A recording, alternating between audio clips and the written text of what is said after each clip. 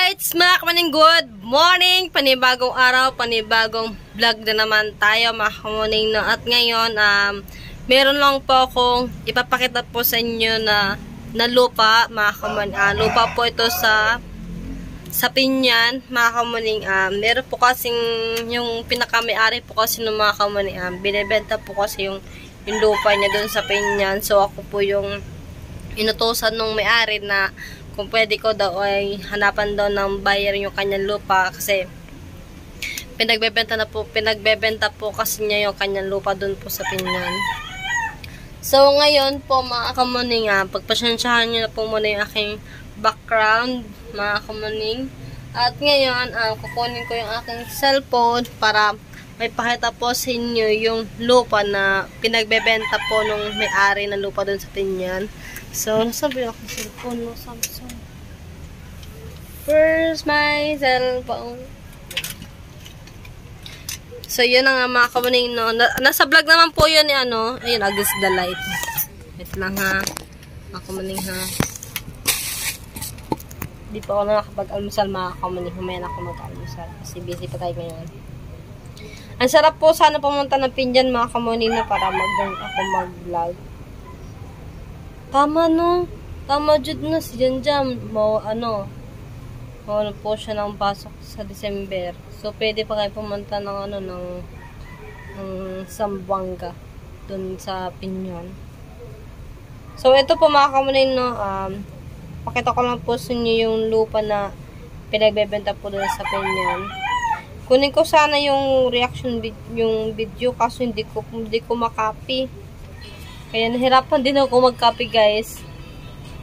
Pero na-save naman siya kasi ayaw pa niya mag-save. Nasa vlog naman po ito ni Ate Alas de Perez mga kamuning. At ayun nga lang talaga, pinagbebenta po talaga yung lupa.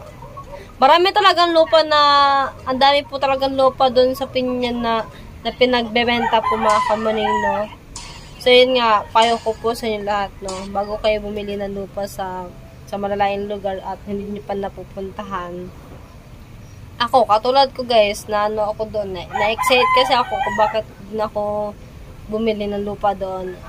Totally talaga, galing po din talaga yan, kitita rin yung aking lupa doon sa Pinyan. Kaya, maraming salamat po kay kitita rin. At yun, yung lupa na ipapakita ko po sa inyo ay 900 square meter po siya. Meron naman po itong title, mga kamuning. Hindi pa nga po na obserbahan yung title nito, mga kamuning. Lahat naman po kami, wala pa kami yung deed of sale. Gawa nga, hindi pa po tapos bayaran yung bumili lahat po ng lupa doon sa Pinyan, as in, hindi pa po bayad po mga kamuning.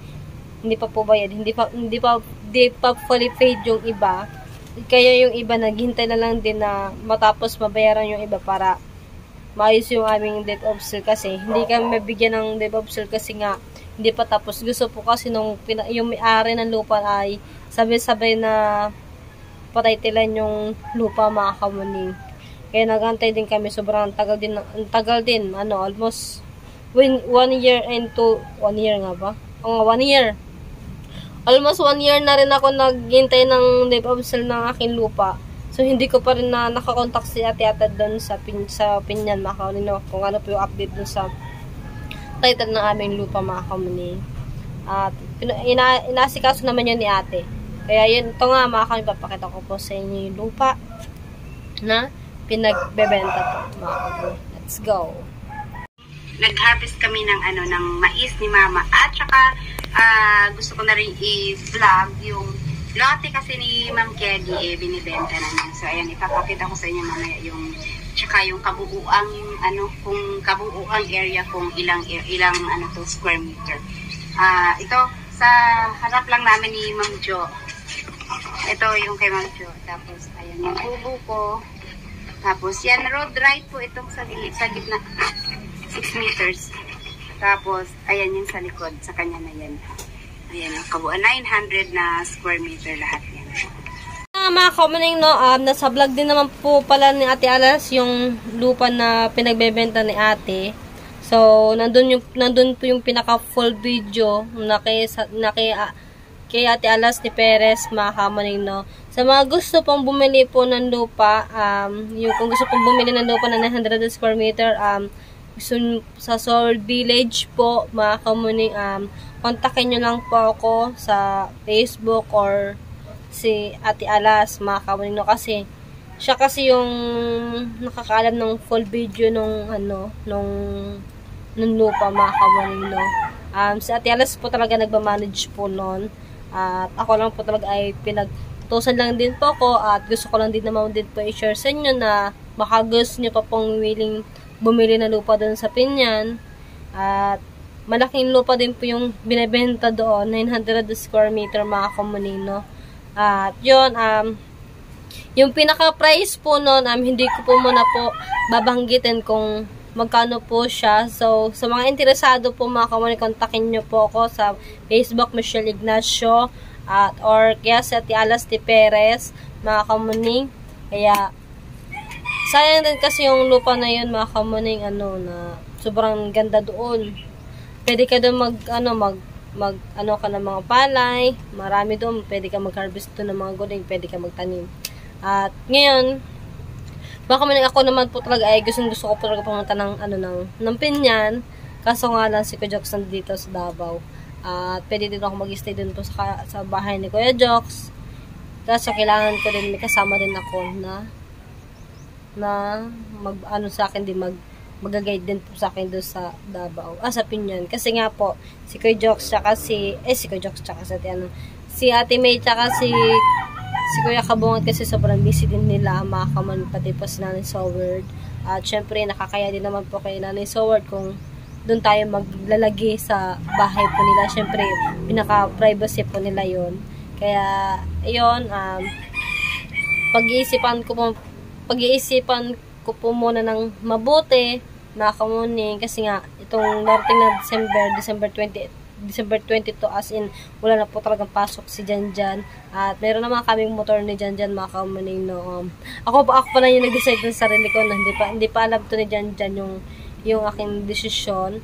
So, bago ako mag-desisyon, mga kamaning, sabihin ko po muna sa kanya. Hindi ko muna dito babanggitin kasi nga, gusto ko talaga pumunta doon ng Pinyan, kaso lang talaga wala akong kasama doon. Mas maganda kung kasama ko rin si Janjan para makapasyal din ng Pinyan, mga kamaning, kasi January pa naman yung balik po niya sa school, at makapag-vlog din po siya doon.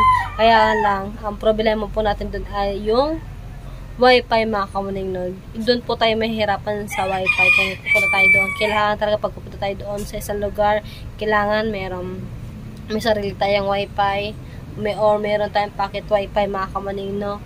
Yung download lang, yung niloload lang, mga kamaning. Pwede naman din pumunta din kami, kay Nanay Soward, mag-wifi doon. Kinati Alas, meron din ng piso wifi, may wifi din doon. Pwede tayo din maghulog sa piso wifi, or kaya Kabungan tayo mag-wifi, o diba? Malapit lang naman din kasi yun, mga kamaning. Tsaka kung mamamalengke ka din, malapit lang din po yung palengke, nalakaran mo lang din, o diba? Sobrang saya doon, mga kamaning. Kaso nga lang, nung ako po ay, mga kamaning, pumunta na ako ng Pinyan noong August ba yun? O, tama, August. Tapos, tsaka ako napil yung saya kung kailan ako ay uuwi na meron ako nakilala doon, nakakasama ko sa vlog, mga kamaning. Yun ang gusto ko kasi sa isang lugar, pag nag-vlog ako, kailangan ko din na meron akong kasama. Kasi kung wala akong kasama, syempre, nahiya din ako mag-vlog, nahiya din ako magsalita, kasi nga, hindi naman ako doon, taga doon. Ano lang talaga ako, as in, malakas lang po talaga yung loob ko. Yun, hindi ko alam din po kung bakit malakas yung loob ko sa mga hamon na binigay sa akin ni God. Kaya, yun. At yun na nga, mga kamaning, no. Ulitin ko po, 900 square meter po yung binebenta po ng lupa po dun sa Pinyan. Kung gusto niyo po i-avail, kontakin niyo lang po ako sa Facebook, Michelle Ignacio. Ayun po yung aking profile picture. Aking profile picture. Ayun po yung pangalan ko po sa Facebook po, mga kamaning. Kaya yun, at kay Ate Alas po yung full video po nung pinagbebenta po ng na lupa ni ate. Kaya, panoorin nyo na po, guys. bili na ba kayo, bilhin nyo na po tong lupa na to at sobrang sayang po talaga ito. Kaya yun. Alright, at ayan, abangan nyo na lang din yung mga susunod kong vlog nito. Kung magugustuhan po ninyo yung lupa nito, kontakin nyo ako para ako yung pupunta doon sa Pinyan, mga kamunin. Siyempre, kailangan pag pumunta ko ng Pinyan doon, dapat kailangan nyo din po na makausap po ninyo ako ng personal. Yun, kaya yun at hanggang dito lang muna yung aking vlog, mga kamunin. At pagpasensyahan nyo na yung vlog ko at ganto-ganto lang. Kaya yun at thank you sa inyong lahat, mga kamunin, sa pagtiwala po ninyo sa akin. Maraming pong salamat at hanggang sa muli po ng aking vlog. Bye-bye.